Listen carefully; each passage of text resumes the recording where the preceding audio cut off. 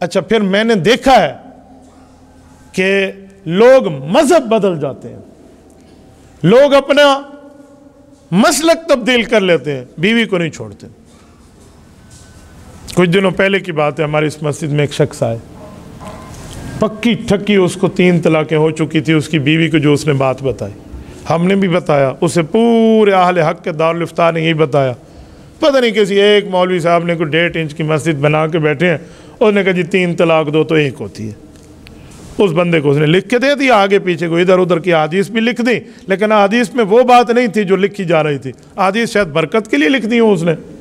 اب وہ میرے پاس فتویٰ لے کر آ گئے کہ مفتی صاحب یہ دیکھیں، میں نے فتویٰ پڑھا تو میں نے کہا جی غلط ہے، کہتے ہیں اس میں حدیث لکھی ہے، میں نے کہا حدیث سچی ہے لیکن مطلب آپ نے غلط لکھا ہے، کہتے ہیں اس نے حدیث لکھی ہے۔ میں نے کہا اچھا میں ایک بات کرتا ہوں، آپ شریف آدمی ہیں یا بدماش ہے؟ اجی میں شریف ہوں۔ میں نے کہا میں قرآن پاک پڑھتا ہوں، قل اعوذ برب الناس ملک الناس الہ الناس، آپ بدماش ہیں، آپ مان لیں گے؟ کہتے ہیں اس آیات کا مطلب یہ نہیں ہے میں بدماش ہوں۔ میں نے کہا اس حدیث کا یہ مطلب بھی نہیں ہے کہ 3 طلاق دو تو 1 ہوتی ہے، تو اس سے آپ نے کہاں نکال لیا؟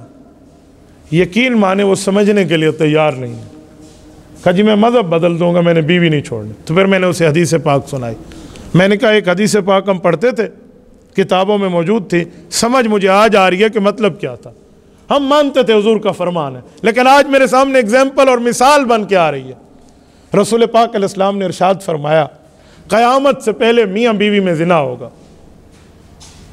تو اس بات پہ میں سوچ اور بچار کرتا تھا کہ بھئی میاں بیوی میں تو نکاح ہوتا ہے، زنا اور گناہ کا مسئلہ تو ہے نہیں، تو یہ کہاں سے آ گئی بات؟ آج سمجھ آیا ہے کہ وہ ایسے بول لے گا جس سے طلاق ہو چکی ہوگی، اس کے بعد بھی اس کو بیوی بنا کر رکھے گا تو پھر زنا ہی ہوگا نا، نکاح کہاں ہونا۔ اچھا پھر کیسے کیسے جھوٹ دنیا میں بولے جاتے۔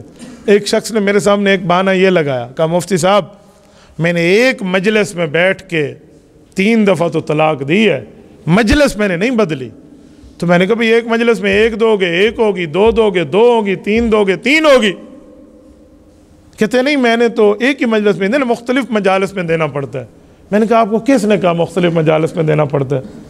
اصل مسئلہ تو یہ ہے کہ آپ کی طلاق کی ترتیب ہونی کیا چاہیے، لیکن جو آپ نے ایک مجلس میں 3 دے دی ہیں، غلطی تو آپ نے کر لی ہے، لیکن طلاقیں تو ہو گئی۔ آپ اندازہ لگائیں معزز دوستو، میں آپ کے سامنے کس درد دل سے کہوں، ایک بندے نے مجھے اللہ کے گھر میں بیٹھ کے کہا مفتی صاحب قرآن کریم میں لکھا ہوا ہے طلاقیں تو 2 ہیں، یا اس کے بعد رکھ سکتے ہو یا چھوڑ سکتے ہو، یہ آیت نہیں ہے۔ میں نے کہا جی آیت تو ہے۔ تو کہتے پھر آپ تیسری طلاق کی بات کیوں کرتے ہیں؟ قرآن نے تو 2 طلاقوں کی بات کی ہے۔ اب مسئلہ یہ ہے کہ ایک بندے کو پوری آیات کا علم نہیں ہے، وہ آدھی آیت اٹھا کے 1.5 انچ کی اپنی مسلک کی ترتیب بنا کے بیٹھے گا تو یہی حال ہوگا۔ میں نے اسے کہا آؤ میں آیت پڑھتا ہوں، بات پوری کرنا۔ کہتے ٹھیک ہے۔ الطلاق مرتان، رب فرماتے ہیں طلاقیں 2 ہیں، وہ کون سی ہیں؟ اگلا لفظ فَإِمْسَاكُمْ بِمَعْرُوف، 2 طلاقوں کے بعد یا تو اچھے طریقے سے رکھ سکتے ہو، او تسریحٌ بِإِحْسَان، یا آپ پکا ٹکا چھوڑ سکتے ہو۔ عدت گزر گئی، بیوی گئی، کہتے جی ہاں۔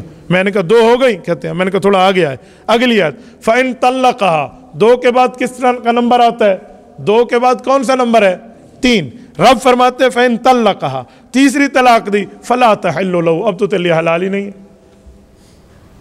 اچھا تو میں نے کہا آپ نے نیچے والی آیت نہیں پڑھی تھی؟ وہ قرآن پاک کی صرف ایک ہی آیت ہے، آگے صفحے میں کوئی حکم دوسرا، کوئی اور بات موجود نہیں ہے۔ فَإِن طَلَّقَهَا فَلَا تَحِلُّ لَهُ مِن بَعْدُ حَتَّى تَنكِحَ زَوْجًا غَيْرَهُ، کہاں جائے گا؟ یعنی اس طرح کے معاملات میں شیطان ڈالے گا دماغ میں۔ تبارك الذي نزل الفرقان على عبده ليكون للعالمين نذيرا